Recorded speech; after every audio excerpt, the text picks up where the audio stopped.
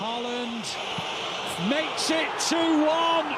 Marsa Jaffa taphoota Champions League Awurooppaatiin shaampiyooniin bara 2023 Manchester Cityn shaampiyoonii si'a 15 Real Madrid mo'atee jira. Marsaa shanaffaan osoo eegamin dirree isaa irratti Bayer Leverkuseniin kan mo'ame Cityn gara injifannootti deebi'e. Gareen Pep Guardiola Manchester Cityn dirree kilaboota hedduuf qormaata ta'e Santiago Bernabeu irratti goolii 2-1 Real Madrid mo'ate. Real Madrid goolii Rodrigo Deeqa 88ffaa irratti galcheen dursa qabatus Cityn goolii Nico Orellin Deeqa 35ffaa irratti lakkoofseen itti qixxaate. Taphataan sarara gidduu ganna digdama Orellin goomsa dinqii mul'isaa jiruun taphataa murteessaa garichaa ta'eera. Kaleessas taphataa cimaa dorgommichaa ta'uun badhaafame. Taphataan sarara fuuldura Real Madrid Rodrigoon erga ji'a gurraan dhalaatii yeroo jalqabaatiif tapha goolii galcheen gareen isaa milkoofne. Kilaboonni lamaan dorgommii kanaan yeroo 15ffaaf kaleessa waliin taphatanii waggoota 5 darbeef ammoo walitti dhufuun kilaboota Awurooppaa kamuu caalaa garee waliin morkatanidha. Maashinni goolii Erling Braut Haaland taphoota Champions League 55 goolii 54ffaa isa lakkoofse. Tapha kaleessa irratti Manchester Cityn yaalii kallattii eeggatan 8 taasisuun baandiree Real Madrid garuu yaalii tokkitti goolii Rodrigoon galche taasisuun ga'umsa laafaa mul'ise. Taphoota La Ligaa 5 keessaa tokko qofa injifachuun dhiibbaa jala kan jiru leenjisaan Real Madrid Xavi Alonsoon tapha kaleessaa Cityn dirree fi deeggartoota isaa fuulduratti mo'ameen booda dhiibbaan kun daranuu akka itti cimu ta'eera. Leenjisaan City Pep Guardiolaan tapha booda TNT waliin turtii godhaniin Real Madrid as Bernabeu irratti injifachuun ni cima garuu nuti injifannee jirra kanatti gammadeeraa jedhani. Pep dabaluun taphattoota garee kiyyaa keessaa taphattoonni 4-5 ta'an kana dura Bernabeu irratti taphataniin beekan ture. Ta'us ga'umsa gaarii waliin mo'annee jirra. Qabxii 13 qabna. Kaayyoon keenya sadarkaa amma 8 keessa xumurree kallattii marsaa mo'atanii darbuuf gahuudha jedhani.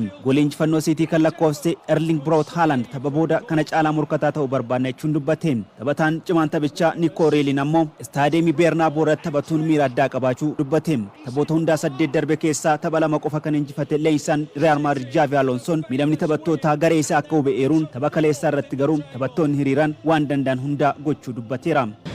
Zubimendi's left-footed ball into the box is a good one, and Madueke's there at the far post to score his second of the evening.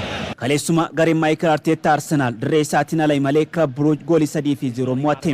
Gooliiwwan injifannoo Arsenal Noni Maduekeen goolii 2 galchuu Gabriel Martinelliin goolii biraa dabaluun injifatanii. Taphataan sarara fuuldura Arsenal Gabriel Jesus guyyoota 331 booda kaleessa daqiiqaa 62ffaa irratti Victor Okorejiin geeddaramee seene. Gama biraatiin taphataan waggaa 16 fi guyyoota 103 Arsenal Marley Salmon daqiiqaa 68ffaa irratti Ben Whitein geeddaramee seenuun taphateera. Bu'aa akaadaamii garichaa kan ta'e Marley Salmon, Ethan Nwaneri, Max Daumanii fi Jack Porter ittaanii taphataa afuraffaa Arsenal umrii xiqqaan hiriirees ta'eera. Arsenal taphoota Champions League hunda isaatu injifachuun qabxii 18tiin dursummaa isaa cimsateera. Taphoota biroo kaleessa taphatamanii Newcastle United Bayer Leverkusen waliin, Borussia Dortmund Bodo Glimt waliin qabxii wal fakkaataa goolii 2 qixxaayoo xumuran, Benfica Napoli Juventus Pafos goolii 2-0 injifataniiru. Taphni Paris Saint-Germain fi Athletic Bilbao goolii malee yoo xumuramu Copenhagen galchii 3-2 Villarreal mo'ateera. The strike off. Oh, it's another beauty.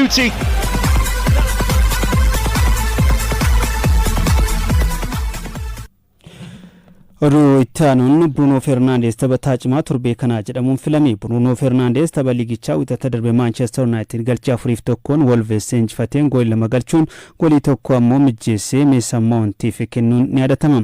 Kanaanis ga'umsa olaanaa tapha Premier League England turbee 15ffaa agarsiiseen taphataa cimaa turbee kanaa jedhamuun sagalee harka 50 argachuun deeggartootaan filame. Tapha turbee 13ffaatiin filame kan ture Fernandes taphataa Chelsea Moses Caicedo ittaanuun taphataa bara dorgommii kana yeroo lammaffaaf filames ta'eera. Brunoon barana liigichaan kubbaa hedduu mijjeessee kennuun keessa gitu hin jiru. Dursaan taphattoota Manchester United kun taphoota 15 goolii 6 kan mijjeesse yoo ta'u goolii 4 liigichaan lakkoofsuun Bryan Mbeumo goolii 6 galchee taanuun sadarkaa lammaffaarratti argama.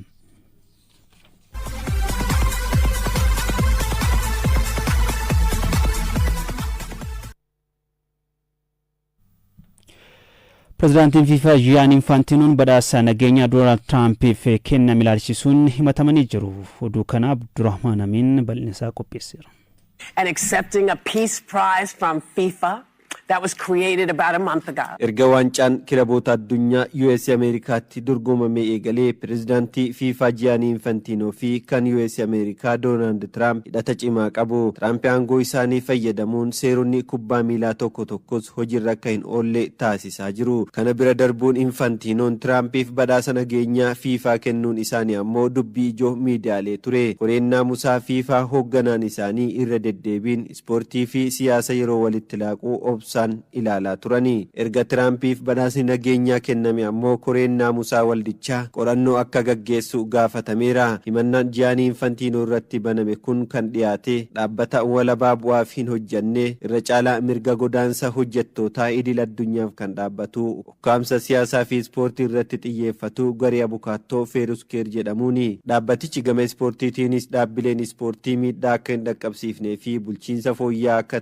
tarkaanfachiisaniif hojjeta. Himannaa Infantinotiif xalayaan fuula 8 qabu koree naamusaa fiifaaf dhiyaachuu isaa zaatileetik gabaaseera. Koreen kominikeeshinii fiifaas sodaa malee hoogganaa isaanii kana irratti himanni banamuu beeksise. Fiifaan ofii isaatiif koree naamusaa of danda'ee fi qaamolee haqaa keessaa tokko ta'ee hundeessee qaba. Akka qaama kubbaa miilaa addunyaa bulchuutti adda durummaan naamusa cabu hundaaf qaama itti gaafatamummaa fudhatudha. Koreen naamusaa fiifaa kun qaama qoratuu fi murtii kennu 9 kan lammii Ruwaandaa Maartiin Nigoogaatiin durfamu qaba. Murtoon isaan kennan qoqqobbii irra kaa'uu, akeekkachiisuu, adabbii maallaqaa fi sochii kubbaa miilaa kamuu irraa dhoorkuu ta'a. Himannaan Feeruskeer Infantino irratti banes waa 4 yoo ta'u isaan keessaa tokko siyaasa irraa walaba ta'uu fiifaa keeyyata 15 irratti eerame cabseera jedhe. Kuni kan ta'e pirezidaantiin fiifaa Gianni Infantinoon ija ummataa duratti pirezidaantii USA Tiraamp badhaafamaa nageenyaa taasisuu isaati jedhe. Feeruskeer koreen naamusaa fiifaa haalli murtee badhaasa nagaa kun adeemsa fiifaan kan wal simatu ta'uu isaas akka qoratu gaafatee jira.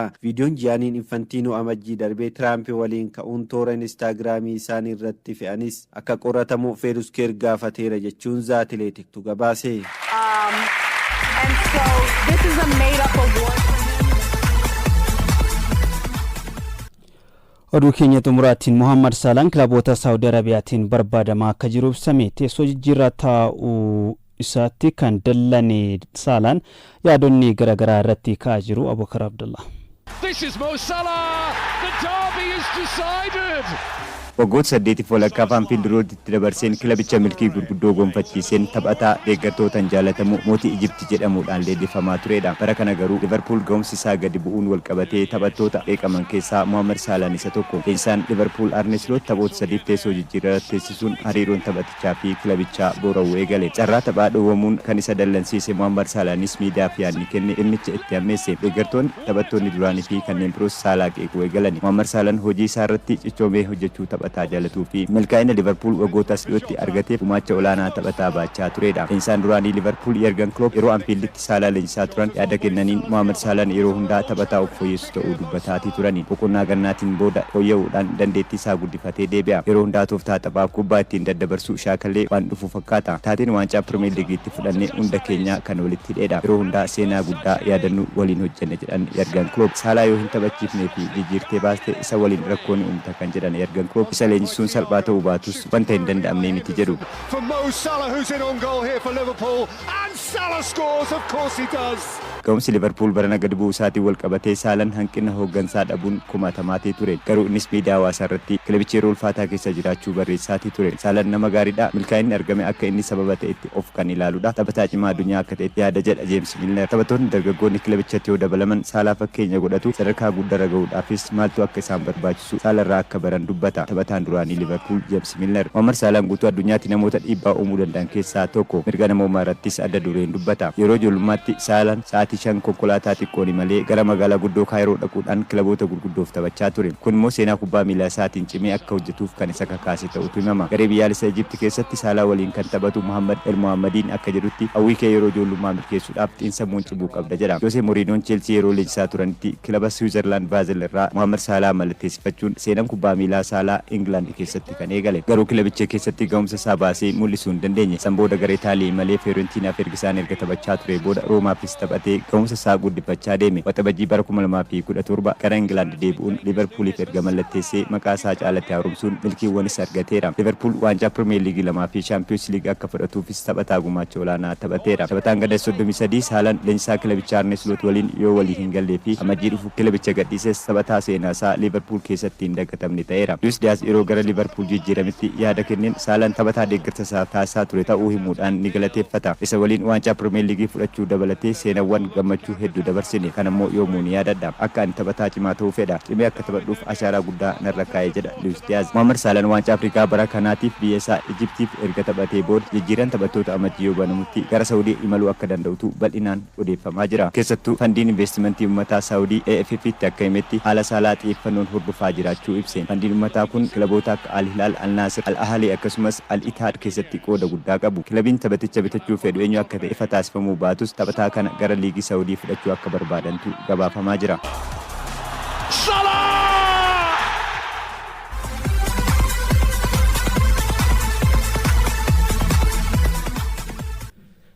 Liiga Awurooppaatiin har'a taphoonni hedduun taphatamuu taphoota har'a taphataman ilaaluudhaaf Dynamo Zagreb Real Betis waliin Frankfurt Rangers waliin Ludogorets Razgrad POK Athens waliin Midtjylland Genk waliin ni taphatu. Nice Sporting Braga simata.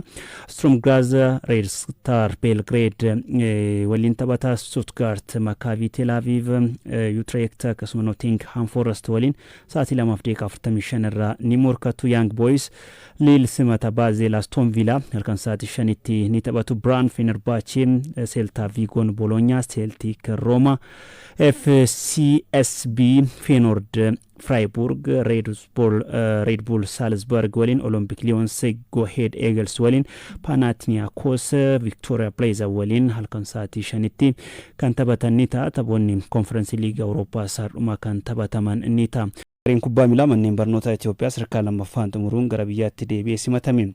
Shaampiyoona kubbaa miilaa manneen barnoota biyyoota bahaa fi giddu galeessaa Afrikaa Ugaandaatti dorgomaa ture. Itoophiyaan Koorniyaa Lachoonuu sadarkaa lammaffaan xumuruun ni yaadatama. Gareen meedaaliyaa meetii fi walumaa galatti badhaasa doolaaraa 150,050 argachuun gara biyyaatti deebi'ee buufata xiyyaara idil addunyaa booleetti simatameera. Sirna simannaa kanarratti hoogganaan biiroo barnoota Oromiyaa Dr. Tolaa Bariisoo fi deetaan ministeera aadaa fi ispoortii obbo Makiyyuu Muhammad dabalatee kanneen dhimmichi isaan ilaallatu argamaniiru. Dhiiraan manni barnootaa Daakoo Garaaduu Asallaa dubartootaan ammoo manni barnootaa Gadaa Roobalee Adaamaa dorgommicha irratti hirmaataniiru.